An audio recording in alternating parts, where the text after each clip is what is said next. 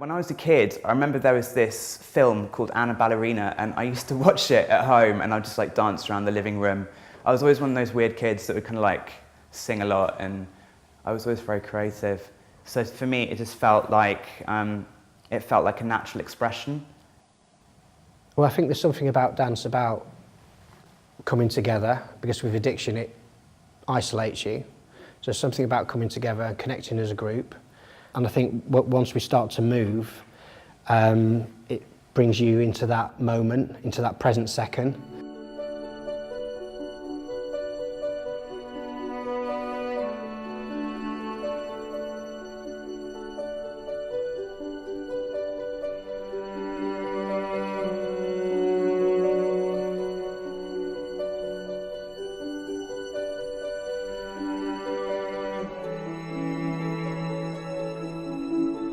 My mother was an alcoholic addict. One time I tried to wake her up because I had to go to school, and my mum's eyes were rolled back in her head. She was in bed and I thought she was dead. I was trying to wake her up and she just wouldn't move or respond or anything. But I mean, that was like normal for me, because I never knew what was going to happen from one minute to the next. And when you're a kid, I think you need stability. I didn't know at the time, but they started trying to take me into care, so they started legal proceedings. And then eventually one day they just put all my stuff in a car and drove me to Scotland and just left me in a boarding school and said, "You're going to boarding school." And like every day I was bullied for, you know, being gay or like this colour of my skin. So I'd had such a horrific time at home, and I was sent to this place where I was supposed to be kind of safe.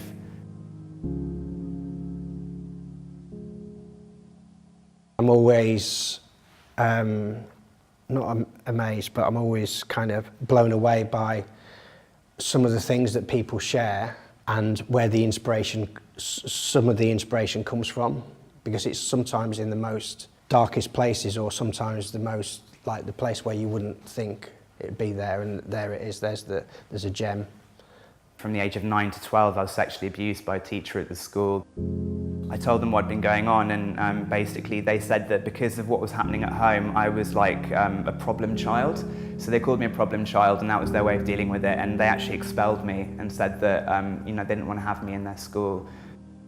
So then I had to go and live with an uncle and aunt.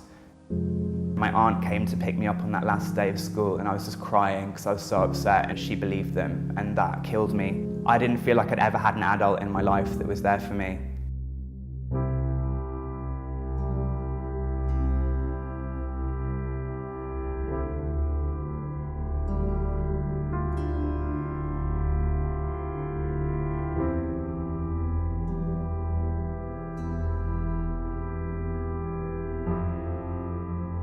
I started drinking, I think, from about the age of 15.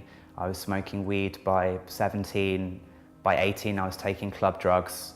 I went through a whole range from ecstasy to speed, ketamine, cocaine, and then by my mid to late 20s, I became an intravenous crystal meth user. I obviously developed this craving where I couldn't stop, and you know, it wasn't about the drugs. It was only later I realised it was about a much deeper symptom. Like, there were things that I was struggling with that I was using drugs and alcohol to mask. Heavily drinking, heavily into drugs for many, I'd say about 15, 20 years. And then it just got to a point, I think my mum would come round to see me and she was crying, and I was like, I'm fine, everything's fine. And I looked to state, and I had big sores on my face and my nose, and they said, look, we think you should go to treatment. And I was like, no, I'll be all right, I'll be all right. And I was like, no, you know what? I think I'm dying. You know, I'm losing the will here. I can't continue. I kind of had a moment where it's like I can't carry on just doing what I'm doing, because I'm dying. You know. So I said, yeah, I'll do it. I'll go. I had a relapse. I was in London, and it was the last time I used drugs. It's just seeing the faces of my family, and my grandma was sat on my bed at home, and I remember she just turned to me and said, "When are you going to stop living this life of vice?" I just realised how selfish I'd been, and it wasn't worth it anymore.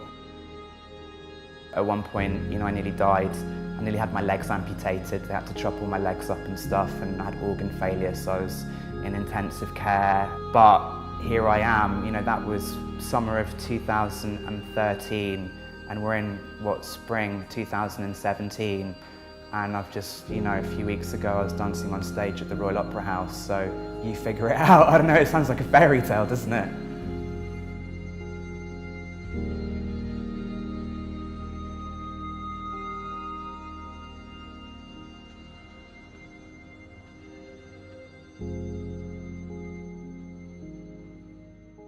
I got involved through rehab treatment. Fallen Angels used to come in and they'd take us for like sort of 2 hours a week.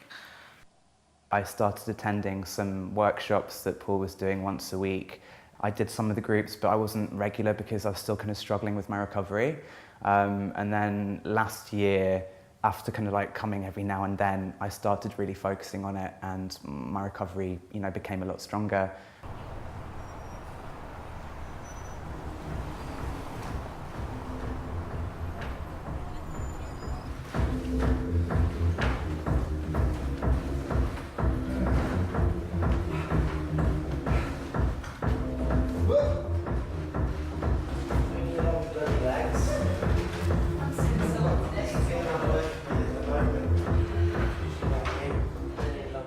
I got into dance because I loved it, but now I love watching other people go through that experience, like people that come with us on this journey. They come into the studio for the first time and they're broken, they can't look people in the eye, and they've got huge amounts of fear and kind of self-obsession.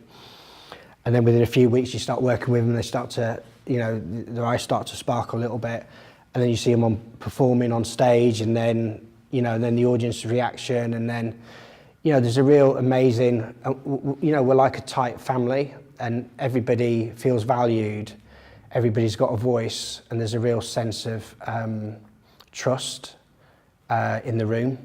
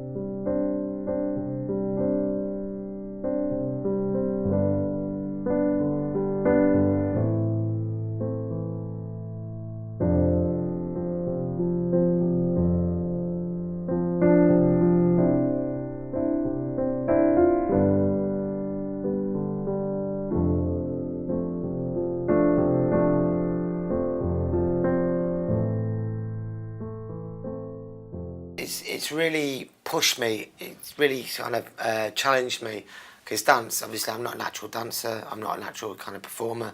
The first time we did the big show, they were like, oh, you're gonna dance in the Lowry, and it was like, what? Seriously? And they were like, yeah, in front of, 200 people or whatever, and we were like, but the challenge, that kept challenging me, kept kind of like pushing me, and then that enabled me to kind of find a little bit of confidence in myself. I was at home with my mum in London. I just got this text from Paul, and he's like, I want you to be in the show, and I just thought, what? And so I ended up working with Nicolette, PJ, who plays the lead, Phil, who plays the clown, and Julia, who's a lecturer at Edge Hill. And so there was me, this complete novice, kind of joining them. The whole thing about Fallen Angels is taking dance theatre to people that wouldn't have had the opportunity, but not only that, is giving them a personal connection with the material as well.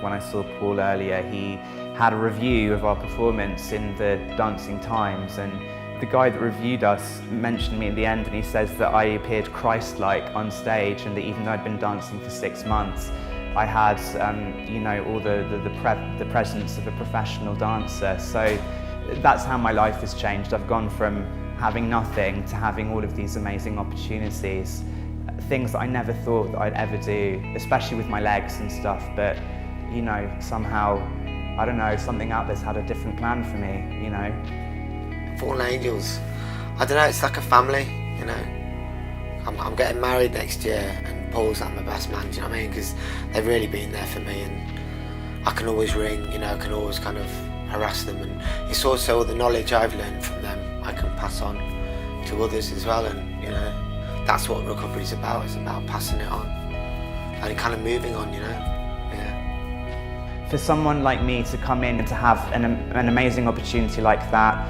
it's something that I don't take for granted, and it will be something that I cherish for the rest of my life, and I'll always be grateful to Paul for that amazing opportunity.